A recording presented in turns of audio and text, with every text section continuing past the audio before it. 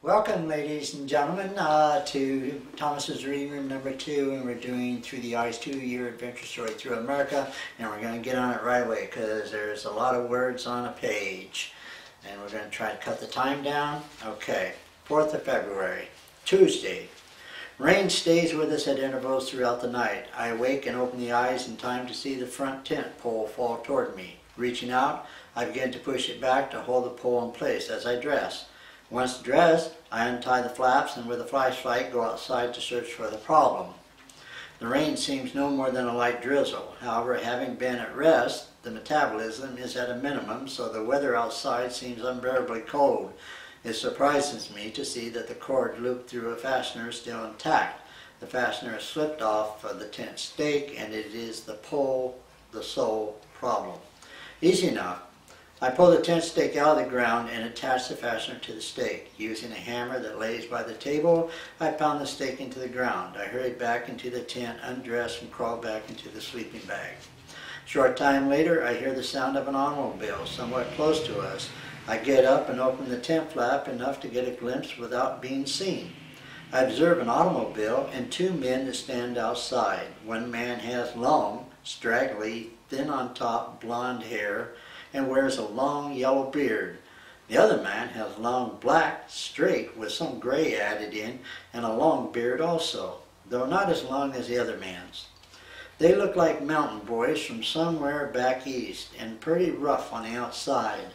I entertain the thoughts, I'd better present this self.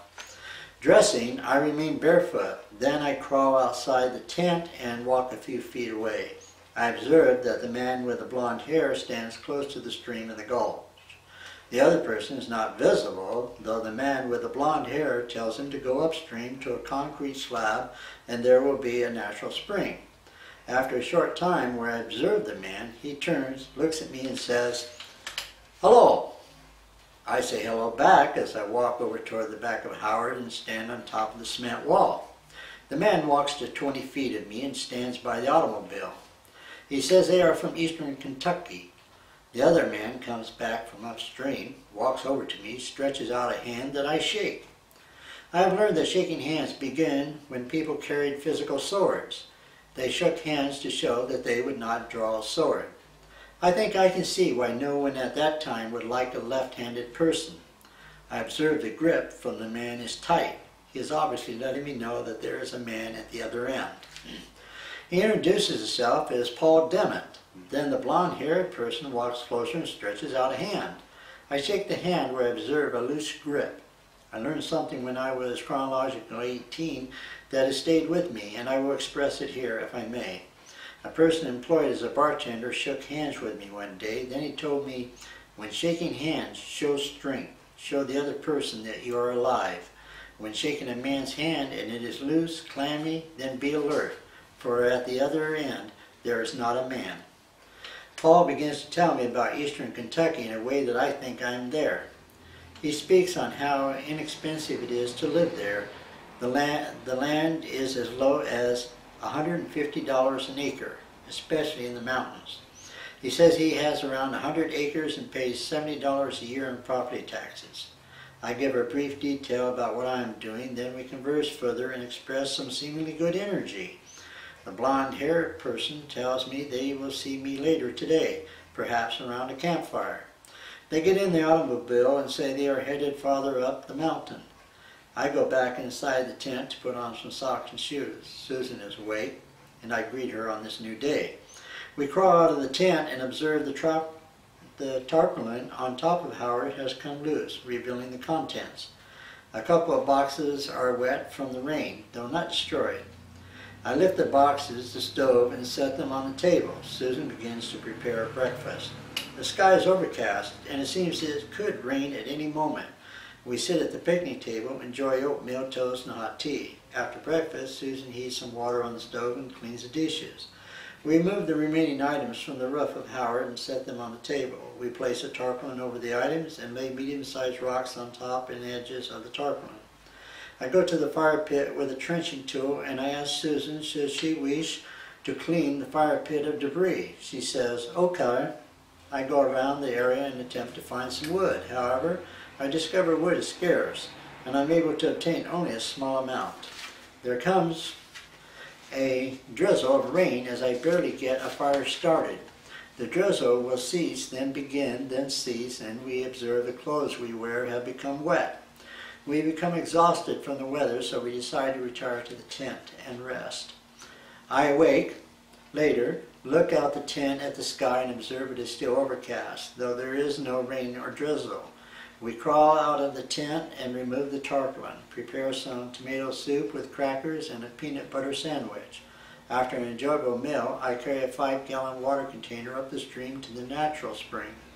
There is a round hole in the ground full of water flowing over the top and down into the stream. I douse the container in the hole and fill the container. When I return, I observe Susan has warmed a pot of water and made a hot tea for us. Afterward, I heat some water, bring it to a boil, then I pour it into 2 pans as she may clean the dishes. When she finishes, we pull the tarpaulin over the table and secure it as before. We take a short walk up the stream to the natural spring and a short distance further. The mountain seems so beautiful, the air fresh, free of pollution. Susan speaking. Thomas and I walked back down the gulch alongside the stream to the campsite. Once at the campsite, we choose to walk along the road out to the highway and back. Positioned along both sides of the road are 11 campsites, counting the one we occupy. Most of them are occupied with trailers, motorhomes, and 1 or 2 tents. The road is above a canyon where we walk to the edge and experience a breathtaking view. The road leaves the sites, trees, and continues through an open area with plenty of dry grass on both sides. Farther down, on one side of the road, is an open area to park with a few picnic tables and a camp post toilet. We continue to walk approximately a quarter of a mile to the highway, then turn about and head back to the campsite. Thomas. Susan and I think we'll go into the tent as the sky becomes dark and the wind increases. I light the lantern and begin to write as Susan does some exercises. However, it is too uncomfortable. I ask Susan, "Why not go out to Howard and write?" She says, "Okay." Susan takes the writing material. I take the lantern and we go outside where I turn the lantern off and set it on the ground. We get in Howard and I start the engine and the heater. I have a little light that plugs into the cigarette lighter with a shade covering one side of the bulb. Taking the hook attached to the shade, I make a small hole in the headliner and hang the light from it. I turn the engine off, then start it, and shut it off for a few times through the course of the evening of writing. After we write a few hours, we walk back to the tent and conclude the day. The day is ended. Now I wish to dive to everything. February 5th, Wednesday. I wake early to a seemingly cold morning. I dress and crawl out of the tent. There is frost on the tent and grounds, and patchy clouds fill the sky. Susan prepares cracking good grain cereal, toast, and hot tea for breakfast. Having awoke to a cold, clear morning up in the mountains and enjoying a good hot breakfast, that beauty that is something other than manufactured thought presents itself. Susan and I think we'll go to an area 1 mile further up the mountain to a place titled Prisoner Camp.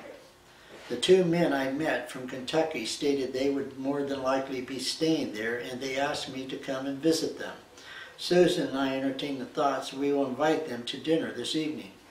We place the tarpaulin over the items on the table. Then Susan begins to set out some clothes and organize the baggage.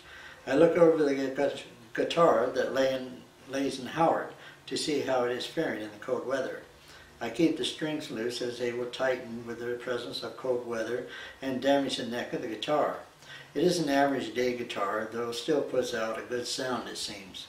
Soon Susan is ready to leave, so I put the guitar back in Howard. We sit in Howard and I begin to start the engine. However, the engine refuses to start. I get out and make a brief observation of the engine and its components, though I am unable to locate any noticeable malfunction. A gentleman from across the way, who obviously hears the sound of Howard's starter cranking the engine, comes over with a spray can of ether. He says, "Here, give this a try." I thank him as I remove the air cleaner and spray a small amount of ether into the carburetor. I attempt to start the engine. Still, the engine refuses to start, nor does it give a clue to its firing just once. The gentleman leaves a can of ether should I need it, and he walks back to a campsite. I get out of Howard and using the necessary tools, remove the spark plugs. I reach through the window way of the driver's door, turn the ignition on and crank the engine over a few times. I put the plugs back in, though not in the same order as they came out. I check the points, plug wires, coil, and they seem okay. I spray a small amount of ether into the carburetor. Then I sit in Howard and attempt to start the engine again. It starts right away. With the engine operating at an idle speed, I get out of Howard and take the can of ether back to the gentleman and thank him. I walk back to Howard, close the hood, get in and drive us out of the camp area and onto the highway going up the mountain. Thomas drives approximately 1 mile and we observe a sign that reads Prisoner Camp with an arrow that points to the left. Thomas turns left onto a narrow dirt road and we come to a point where 2 pillars stand, one on each side of the road. They are square-shaped and constructed of stone and cement. Apparently at one time they served as an entrance gate. We go a short distance past the pillars and Thomas parks Howard near a canal on the right side of the road. We step out of Howard and observe the canal is in amazement. The bottom and both sides are accurately constructed with stone and cement. It looks as though a small canal was handmade and channeled ingeniously to serve the facilities that were once here. Perhaps once this was a prison camp. I wonder if the prisoners had constructed this canal. There must have been a good flow of water then, though now there is but a trickle. We walk several yards where we follow the canal that branches off, going to different places where buildings once stood. It continues on to a point of being unfinished and a creek bed begins. We observe throughout the area foundations of various buildings like barracks, mess hall, and other facilities. There are large, round holes in the ground near the places where the buildings once stood. We observe water in some of them and realize that they may have been wells. We walk further where we come to a stone-constructed bridge over a dry creek bed. Following a walkway up a small hill, we come to a place where there are the remains of what seem 2 good-sized buildings. Perhaps they were the administration complex. We can look around and see the whole camp area clearly. We walk back to Howard and a man on a motorcycle drives up to where we stand. Thomas greets the man and asks him if he has seen 2 men in blue-colored hatchback. The man says, "I saw them yesterday, but I haven't seen them today." Pointing a finger, he tells us that there is a road that goes further back about 4 miles. Thomas says, "We will check it out," and we bid a good day. We get in Howard and Thomas drives onto the mentioned road. It is rough at first, and the bridge has collapsed, so there is a trail going along the creek for a couple hundred feet. Then the road continues on the other side of it. We observe a few places that seem okay to camp. After driving a short distance, Thomas turns around and drives back out to the highway.